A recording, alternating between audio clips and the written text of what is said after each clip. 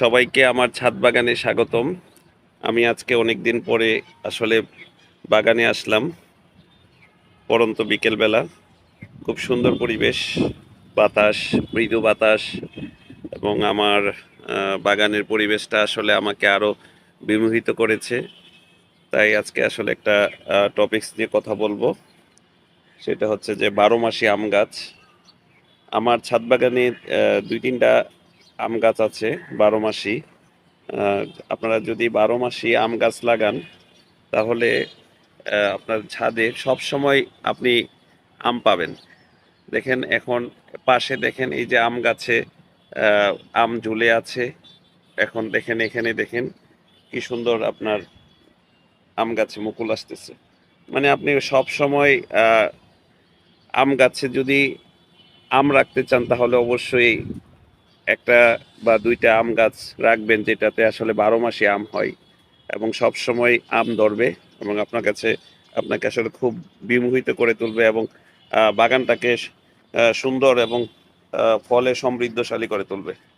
এই যে দেখেন কি সুন্দর মুকুল এসেছে, খুবই সুন্দর মুকুল। এবং এই যে দেখেন গাছে পুরো, আমার গাছটা কিন্তু খুবই হেলদি, বুঝেই যাবে না যে এটা আসলে ছাদ বাগানে হয়েছে কিনা। দেখেন কি সুন্দর, এবং গাছটা একটু বড় টাইপের, তো জোপালো টাইপের।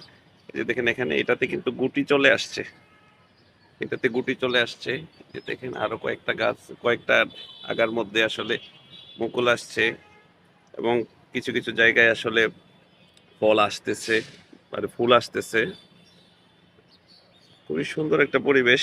এবং যারা ছাদ বাগানে রেগুলার আসলে আহ, ইয়ে করে গাছ লাগাইতে পছন্দ করে, তারা অবশ্যই, আমি একটু জুম করে দেখাচ্ছি, এই যে দেখেন কি সুন্দর, এবং দেখতেও আকর্ষণীয় হয়। আমার ছাদ বাগানের গাছটা আসলে আহ, এই যে দেখেন টোটালি পুরা গাছের একটা অবস্থান। আমাকে প্রায় সব সময় ভিডিও শেষে সবাই একটা জিজ্ঞেস করে যে আমি আসলে ছাদ বাগানে গাছটা কিভাবে লাগিয়েছি। এই যে দেখেন একটা হাউস করা আছে, এটা ছাদ থেকে আহ, 8 8 ইঞ্চি বা 10 ইঞ্চি এরকম উঁচুতে আরেকটা আলাদা করে ছাদ দিয়েছি, এবং একটা হাউস করেছি।